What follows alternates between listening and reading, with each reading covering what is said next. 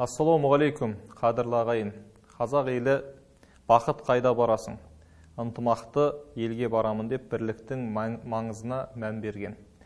Бұл бірлік, тыныштық бүгінгі қоғамда өте маңызды болып отыр. Өйткені осы ішкі тұрақсыздығымызды, бірлігімізді бұзғысы келген бұлыңғыр түрлі өзге пиғылды жат ағымдар, тіпті соның айқын көрінісі болған Шам еліне дейін аттанған біздің қандастарымыздың оқиғасы әлбетте біздің ойымыздан, еліміздің санасынан кетер емес. Оның айқын көрінісі Шам еліне аттанған отандастарымыздың қатары. Өз азаматтарын Жусан гуманитарлық операциясы арқылы соғыс ортасында қалтырып қоймай, өз еліне оралтуы, қайтаруы бұл қазақ халқының үлкен батыл еңбегі деп айтсақ болады.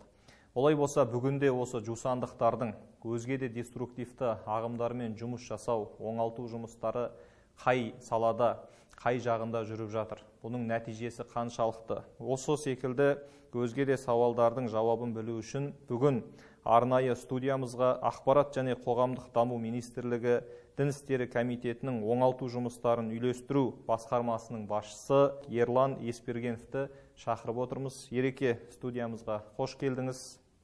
Енді бірінші сауал әлемді елең еткізген Жусан операциясына қатысты бастасақ. Оған да тура міне бүгін осы жылы 3 жыл уақыт өтіпті. Жусандық оралғандардың оңалту жұмыстары қандай деңгейде, нәтижелері қаншалықты? Осы сауалмен бастасақ. Алдымен осы бағдарламаға шақырғандарыңыз көптен көп рахмет. Бүгінгі жаңа өзіңіз айтқандай Шам елінен, Ирак елінен, осы былай айтқанда террористік белсенді аймақтар деп айтамыз ондай жерлерді. Сол елдерін біздің азаматтарымызға қайтарғанына уже 3 жылға жуық уақыт болды, 3 жылға астам уақыт кетті. Өзіңіз айтқандай бұл біздің еліміздің батыр қадамы, үлкен күшті, үлкен ұйымдастырушылық, жігерді, қабілетті талап ететін шара. Былай қарап отырсаң, бұл мәселені қарапайым адамдарға ойлау мүмкін да. Несі бар, самолетпен, ұшақпен барып, әкеліп салуға қоятын нәрсе ғой деп. Бірақ бұл өте ауқымды шара. Бұл өздеріңіз білетіндей, Ирак, Шам елдерінде ол кезде соғыс қимылдар жүріп жатты. Кез келген мысалға рұқсатсыз болмаса, ол жерде әртүрлі тараптар болды. Содарлар тараптары болды, сосын үкімет жағының, сол Сирияның үкімет жағының әскерлерінің тараптары болды.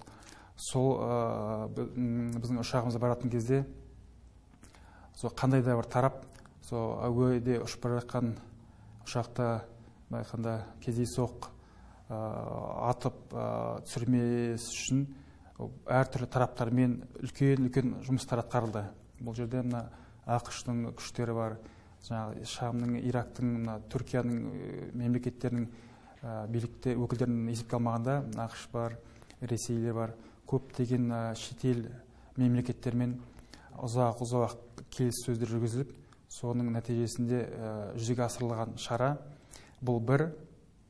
Екіншісі, мен сіз сұрақ қойдыңыз, қалай болып жатыр деп. Мен оған нәтижесі қалай. Мен ол мәселеге тоқталамын, бірақ көптеген адамдар білмей жетеді, бұл қандай ауқымды, қандай кең көлемді жұмыс екенін. Жеңіл барып әкелген. Сияқты. Сондықтан осында үлкен шара болды. Сосын ол жаққа барғанның өзінде біздің Қазақстан азаматтарын, біздің өздеріміздің қара көздерімізді табудың өзі бір мәселе. Үлкен ел. Байқанда біздің қара көздеріміз әртүрлі аудан жан-жақта тарап кеткен. Оның барлығын бір мезетте бір жерге жинағанның өзінде мысалға оларда қорқыныш болды ғой. Ешкім алғашқы сенбейді олардың. Шынымен де бізді осындай алып кетуге келе жатыр ма екен, басқа да оларда қауіп-қатер болды. Сондықтан оларды көндіру керек болды, оларға түсіндіру керек болды. Ол да мына көптеген мысалы осы мемлекеттік органдардың осыны мәселенің төңірегінде жүрген лауазымды тұлғалардың үлкен ерен еңбегі соның арқасында. Енді біздің бүгінгі уақытта террористік белсенді аймақтардан 700-ден астам біздің азаматтарымыз келді. Оның басым көпшілігі ол кішкентай балалар, 522 бала, 37 ер адам және 190 әйел адамдар келді. Ер адамдар енді құзыретті органдарда оларға қатысты қандай бір мәліметтер болу керек, олар іс қозғалып, олардың бірқатарлы сотталып, қазір өзінің жаза мерзімінде өтеліп жатыр. Әйелдердің ішінде бірқатар әйелдерге істер қозғалып, бірақ басым көпшілігі ол бостандықты әйелдер. Біз осы ересек адамдармен, олармен теологиялық, психологиялық оңалту жұмыстарын ұйымдастыру түзету мекемелерінде и түзету мекемелерінің тыс жерлерде бостандықтағы біздің азаматтарымызбен осы жұмыстарды оңалту жұмыстарын үйлестірумен, ұйымдастырумен айналысамыз. Біз ақпараттық және қоғамдық даму министрлігі ретінде біз бұл жұмыспен өзіміз тікелей айналыспаймыз, бірақ бұл жұмыс жергілікті атқарушы органдар әкімдіктерге берілген, әкімдікке жүктелген, өңірлердегі әкімдікте жүктелген. Қарап отырсақ, бір-екі өңірлерден басқа Қазақстанның барлық өңірлерінен, өкінішке орай деп айтсақ болатын шығар, біздің қарагөз қандастарымыз, қарындастарымыз, бауырларымыз сояққа кеткен екен. Бұл статистика соны көрсетеді. Қазақстан барлық өңірінен, бір өңірден көп кетсе де, бір өңірден кішкене азырақ кеткен. Барлық өңірлер осы жұмыспен айналысты. Осы жұмыспен айналысып, етіне білексе кірісіп кетті. Алғашқыда олар жаңағы Ақтаудағы не деп айтсақ болады, осындай бір карантин орталығында алып келінді. Сол жерде медициналық басқа да тексеруден өткеннен кейін таратылмасты. Ақтауда бір 2 айға жуық уақыт болды. Сол жерде медициналық жағынан қарап құжаттарын рәсімделді. Сол медициналық құжат, құқықтық мәртебесін құжаттарын әзірлеумен қатар біз сол жерге барлық өңірлерден теолог, психолог, дінтанушы мамандарды сол орталыққа жинастырып, біздің мамандарымыз сол жерден бастап кірісіп ақ кетті. Осы оңалту, танысу, оңалту жұмыстарына. Соны 2 айға жуық уақыттан кейін ол жерде құжаттары рәсімделгеннен кейін, денсаулықтарын бір қалыпқа келгеннен кейін әркім өзінің өңірлеріне байқанда тұрақты тұратын қай жерден кетті, сол жаққа қайтып жөнелтілді. Қасында сонымен Ақтауда жұмыс жасаған мамандар, психологтар бар, теологтар, олар уже әркім өзінің өңіріне барған, сол жерде өңірлерде сол жұмыстар жалғастырды. Ол өте бір жақсы байқында шешім болды. Себебі әлгі біздің жаңа қарагөзі қандастарымыз, қарындастарымыз, кішкентай балалар келгенде оларға байқында стресс болды.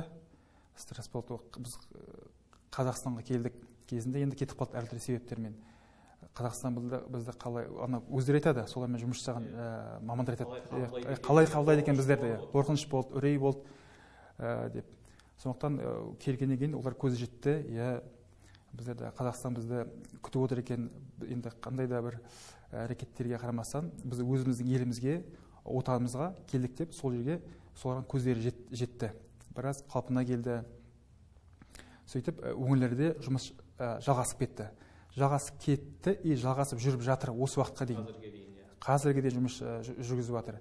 Теологтарымыз бар, психологтарымыз бар, барлығы да. Енді мен қазір айтсам, 190 әйел келді, әйел адамдар келді. Солардың барлығы мысалға оңалтылды, қоғамға әлгі қауіп қатері жоқ деп кепілдік бере алмаймыз, өкінішке орай. Бірақ олардың басым көпшілігі, 95%-дан жуық біздің қарагөз қарындастарымыз бар. Олар өзінің бұрынғы діндегі кейбір мәселелерді теріс түсінген, осы біздің мемлекетімізге, басқа осы қоғамындағы қоршаған адамдарға деген көзқарастардан, радикалдылық айтамыз ғой, радикалды көзқарастардан қайтты. Бірен-саран әлі азаматшыларымыз бар, қандастарымыз бар. Енді әркімнің мінез құлқы әртүрлі ғой. Олар адам баласы, мысалы кезген адам баласының әркімнің өзі мінезі болады, құлқысы болады, өскен ортасы болады, қалыптасқан санасы болады. Соған байланысты оларда кішкене біздің мамандардың айтқандарын әлі толығымен қабылдай қойған жоқ, бірақ олар түсініп бірте-бірте қайтып келе жатыр. Мен ойлаймын, аманшылық болса, біз бұл жұмысты жалғастырамыз. Ертелі кеш бәрі әрине үміт бар, и біз бәрі ойдағыдай болса, осы нәтижеге, түпкі нәтижеге көз жеткізетінімізге сенімдімін. Осы Сирия оқиғасынан еліміз қандай сабақ алды? Мына діни заңдардың күшейтілуі, тәртіптіктің орнауы, немесе діни уағыз насихаттың күшеюі, Қазақстан мұсылмандар діни басқармасының жұмысына жақсы бір жаңа серпін бағыт беру деген секілді өзіндік бір біз сабақ алдық па? Бұл енді оңай оқиға болған жоқ қой біз үшін. Осыдан кейін есімізді жидық па, былайша айтқанда? Енді мен былай айтайын, заңды тұрғыда қазір әртүрлі нұсқалар дайындалып жатыр. Муфтияттың тарапынан да тиісті шаралар қабылданған шығар. Енді бұл қандай бөлек қоғамдық ұйым болар. Негізі көптеген Сирияға, Иракқа, халифат деп іздеп кеткен осы біздің азаматтарымызға ол жаққа бармаңдар деп кезінде ескертілу айтылды оларға. Оларға бұл айтқанда құзыретті органдар тарапынан тоқтату шаралары да қолданды. Бірақ соған қарамастан олар, мен айтқым келіп отқаны, олардың Сирияға кететінін ешкім білмей, олар кетіп қалып, біз осының Сирия бізге байқанда сюрприз болған жоқ та біздерге. Оны тек қана Қазақстан емес, дүниенің бар түкпір-түкпірінен, дамыған деп Европа елдерінен, мысалы Германиядан да кетті, Ресей мемлекетінен де кетті, ақш-тан да кетті, мысалға да, Түркиядан да кетті, бар жерден кетті мәселелер. Адамдар осындай жаңағыдай бір жақсы өмір, осындай бір дінімізді еркін ұстайтын бір халифатта өмір сүреміз деген мақсатпен кетті. Бұл жерде біздің байқанда жақсы жағы сол елге барып, сол жаққа барып қайтарылған азаматтарымыз, азаматшаларымыз олардың өздері айтты ғой, айтып жатыр ғой қазір. Біз қателеспіз. Біз осындай халифат болады деп ойлап барып едік. Шын мәнінде ол жерде ешқандай халифат жоқ екен. Біз ойладық, біздер мұсылмандар ұлтқа, ұлысқа бөлінбейді. Бұл бір жұмырлаған, бір жұдырық сияқты аузымыз бір болады деп ойлап едік деп осындай көңіл күймен, осындай ниетпен, осындай оймен, шын ниетпен барып едік дейді. Бірақ жеме-жем келгенде ол жерде ұлтқа бөліну, шыққан мемлекетінен қарай бөліну, осындай мысалы өзбектер бөлек, кавказдар бөлек, арабтар бөлек мысалға. Олар болған кейбір, қазір нақты айтпай ақ қойын, бірақ кейбір ұлттар өзінің мысалы басқа бір мұсылман болса да бір дінді ұстанған болып көрінгенмен, бірақ біреуі бір-бірінен жоғарақ, біреуі бір-бірінен төмен көріп, осындай көрініске шейін барғанда, сондықтан олар соның барлығын көргенде олардан сырттан ешкім айтпай-ақ, олардың көздері жетті соған. Біз қателесіп кетіппіз. Біздің іздеп келген нәрсеміз бұл емес еді ғой деп. Бір қадар азаматтарымыздың, әйелдердің күнделікті көріп жүрген нәрсе. Мысалға, маяқта бақында бомбежка болып жатады. Мысалға, басқа ұлт өкілдері көшіп кетеді. Маяқтан қазақ 5 баласымен қалса, оған ешкім көмектеспейді мысалға. Енді бұл жерде қайда ауызбіршілік? Бұл дін қайда? Дін дәстүр ретінде бір-біріне деген бармашылық қайда? Соның бәрін көріп, біздің бұққан ислам дінінде бізге осы уақытқа шақырғанда қайда нәрсе? Ол бәше қарама-қайшы нәрселер болған ғой. Соны енді бұрын бір нәрсе болмай тұрып ауызбен айтқан кезде көп қабылдау мүмкін ғой. Бірақ соны барын өздерінің бастарынан, өзінің өміріне, өздерінің балаларына оқ тиіп, бетонның бір блок құлап, тас құлап, қайтыс болып жатқанда көрген кезде олардың нәрсені қабылдауы өзгеше болды. Олардың өздері түсіне бастады. Біз қателеспіз, бір дұрыс емес әрекет жасаппыз деп та. Сол кезде уже қайту әрекеттегін қайтқысы келсе, кімдер жібермейді. Оларда тоже болған ғой, өздерінің қауіпсіздік қызметі болған, қайтағымыз, бас жаққа не қыламыз деген, олар байқанда бастан шықпаған, атқаған деген сияқтылықта осындай мәселе. Сондықтан біздерге енді біз бұл мәселені байқанда қазақша дейді ғой, аузы күйген үрлеп ішеді деп. Бізде енді заңнаманы қарап жатырмыз. Осындай жағдайдың болмауының алдын алу үшін не істеу керек? Бәлкім заңнаманы өзгерту керек па? Бәлкім мына муфтияттың, бәлкім мына госоргандардың, бәлкім енді қалай онда біз осындай өкінішті оқиға басымыздан өтті ғой, осындай біз мысалға болды, орын алмас үшін не істеуіміз керек деген сияқты. Енді біздің тарапымыздан қазір жасалып жатқан уақыт өткізбей жасайтын нәрсеміз түсіндіру, алдын алу, жаңағы осы жұмыста біз қайтарылған қандастарымыз бар, жаңағы біздің бауырларымыз бар, соларға айтқызу. Айтыңдаршы, сізді ешкім мәжбүрлеп жатқан жоқ, қорлап жатқан жоқ, айтыңдаршы, не көрдіңдер? Олар қарап отырсыңдар, зардап шеккендер айтады, бауырлар, кейбір мысалы азаматтар, адамдар әртүрлі ғой, әлі күнге шейін бар адамдар, мен кетемін деп. Сол кезде мысалы айтады, сен қайық барасың, кезінде мен осындай ойда болдым деп. Сол кезде ол барып келген адамның аузынан естігеніне ол уже басқаша болады да, қабылдау. Сондықтан осындай мәселелер енді пока әзірше заңнамаға өзгеріс енгізу мәселесі күн тәртібінде тұрған жоқ. Бірақ бұл мәселеде болып, бұл байқанда әлі өшіп бара жатқан жоқ та, бір нақты, бір кардинальный шара қабылдайтындай күйде емеспіз қазір. Қазіргі кезде тұрақты дейсіз. Қазіргі кезде тұрақты деп айтсақ болады. Енді бұл оқиға өте маңызды. Бұлармен жұмыс жүргізіле береді дедіңіз. Енді сириялық бұл жусандықтардан өзге де деструктивті, өзге бағыттағы түсінікте жүргендер де бар бізде. Сіздер енді олармен де жиі жұмыс жасайсыздар. Алдыңғы жылдардан қарағанда, соңғы жылдарда оңалту жұмыстарының оң нәтижесі негізінде оңалғандардың саны қаншалықты? Мысалы, өсу бар ма, кему бар ма? Енді қазір тұрақты дедіңіз ғой, мысалы, тұрақты болса, демек кему бар, мысалы, өсуден қарағанда. Біздерде статистикаға қарасақ, біздер барлық өңірлер оңалту жұмысымен айналысады. Біз осы жұмысты, оңалту жұмыстарын үйлестіруші, ұйымдастырушы орган ретінде біз оларды осы жағдайда мониторингтеміз, есеп аламыз. И сол өңірлерден келіп түсіп жатқан әлгі мәліметтерге сәйкес, ақпаратқа сәйкес, кезінде осы терроризмге қарсы орталықтың өкілдері айтқан болатын, елімізде 20 мыңға жуық деструктивті діни ағымды ұстанушылар бар деп. Соны бір 10-12% жылына оңалттық деген ақпарат бізде бар. Жылына 10-12 үлкен көрсеткіш, бірақ біз мәжілде бұндай нәрсені түсінуіміз керек. 10-12% былай қарап отырсаң, таза математикалық түрде қарап отырсақ, 10-12% жылына азайтып отыратын болсақ, 7-8 жылда уже олар болмау керек. Бірақ 10-12% азайғанмен қосылушылар бар. Бірақ біз бұл жағдайда көре тұрып еш нәрсе жасап жатырған жоқпыз деген сөз емес. Осы қосылушылардың алдын алу жұмыстары жасалып жатыр. Осы қосылушылардың саны барынша аз болу үшін, ал идеалды түрде мүлде болмау керек қой. Сондықтан біз ақпараттық түсіну топтар бар. Әлемнің деструктивті діни идеалға кірмеген азаматтарымыздың жаңағы ұстанушылардың қатарын көбейтпес үшін біз оларға ақпараттық түсіну топтары бар.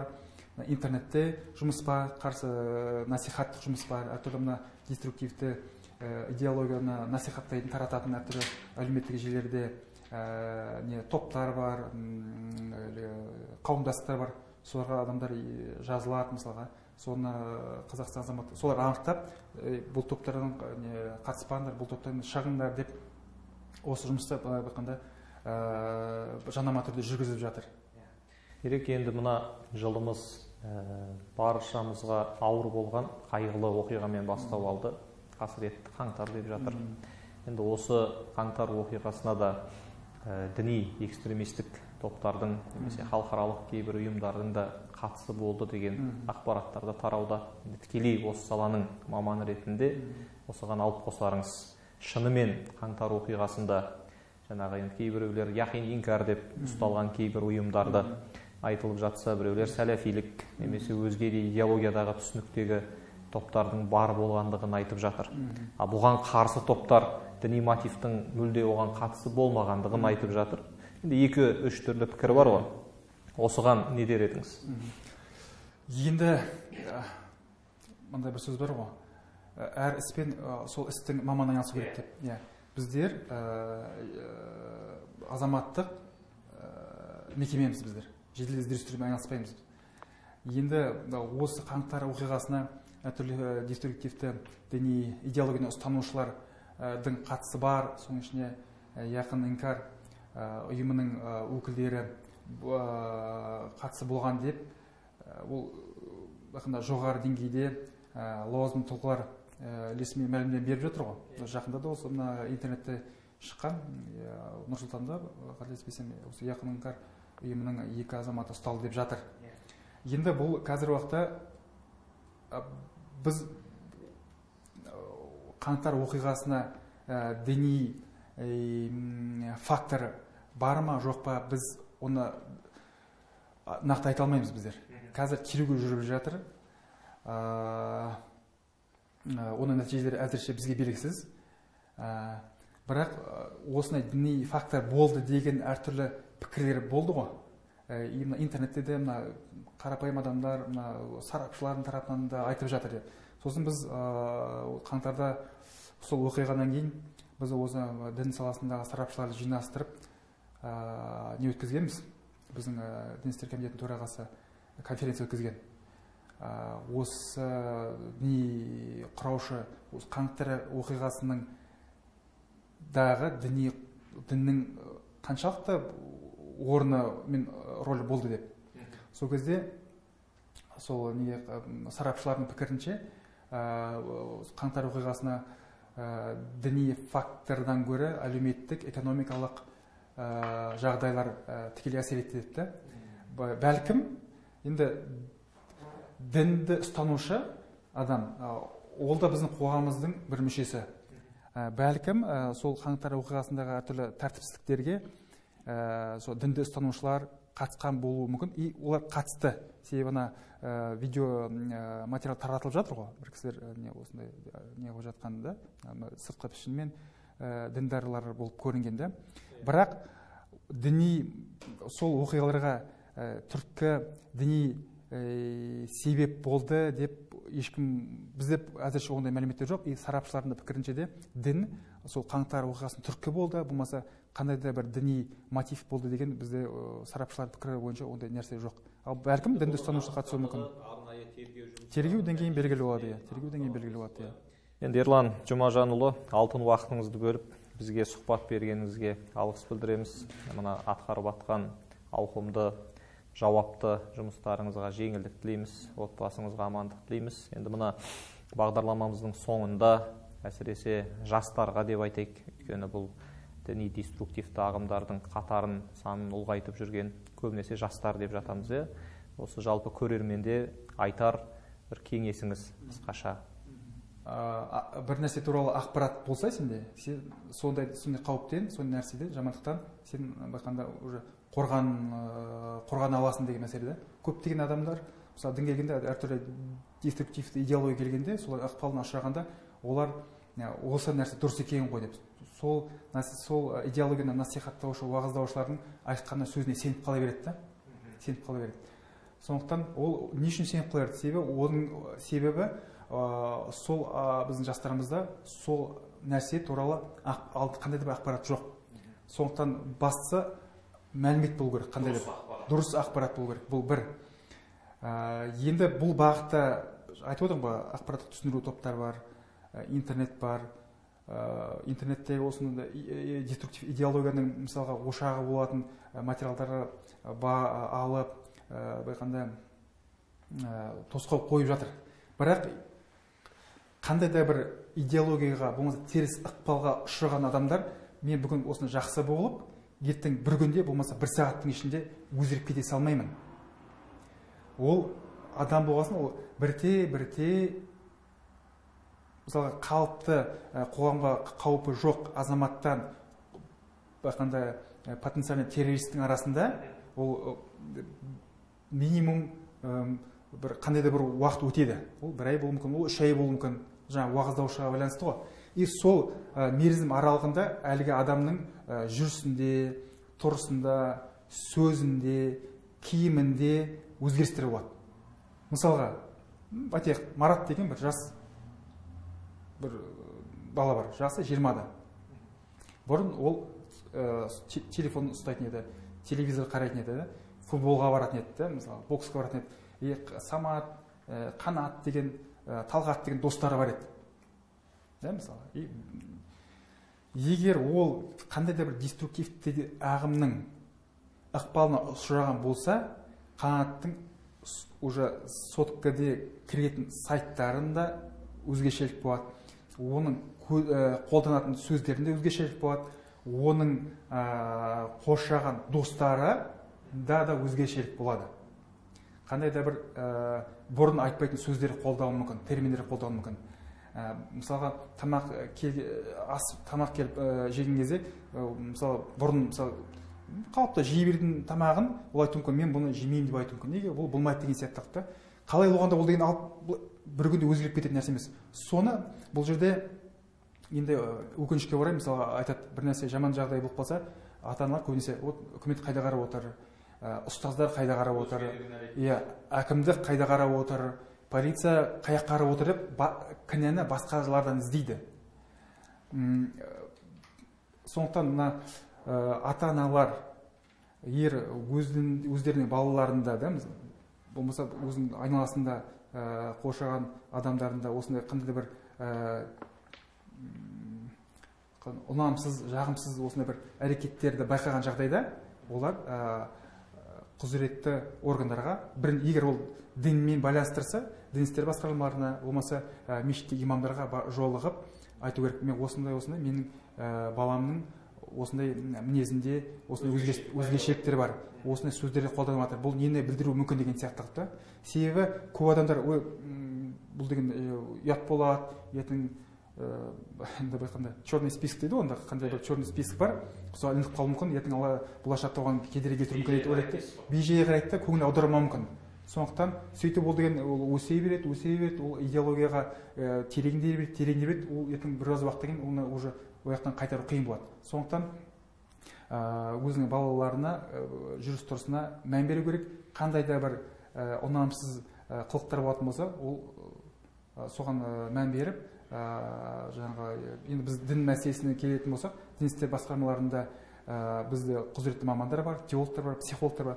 Солар сенім телефондар жұмыс істейді, әр өңірде бар. Соларға жүгіну керек. Мен мына жерде айтайын деген, сосын қазіргі уақытта көптеген адамдар айтады, өзім балам ғой, мен бірдеңе ұрып, бірнәрсе қорқытып қоя салармын, қойдырам дейді. Бірақ көптеген жағдайда өйстіп бұл ақыр соңы ондай жақсылыққа келмейді. Сондықтан әр маман, әр проблемамен сол проблеманың шешетін маман айналысу керек. Сондықтан маманның байқанда кеңесіне жүгінген жөн. Мен осындай бір байқанда универсальный бір кеңес бередім де. Рахмет Ереке, тағы да алғыс білдіреміз. Қадірлі ағайын, бұл бала өзіміздікі. Жаңа өзіңіз айтқандай, өзгені кінәлаудың қажеті жоқ. Сондықтан әркім, қазақта ерекше сөз бар ғой, ұядан не көрсе, ұшқанда соны білет демекші. Әр қайсымыз өзіміздің бүлдіршіндерімізге, балаларымызға тәрбиесіне, әсіресе рухани тәрбиесіне жастайынан мән берер болсақ, оның ертең ұядан ұшқан кезде алып армандарына қандай да бір кедергі болмасы анық. Келесі кездескенше аман сау болыңыздар, еліміз аман, жұртымыз тыныш болсын.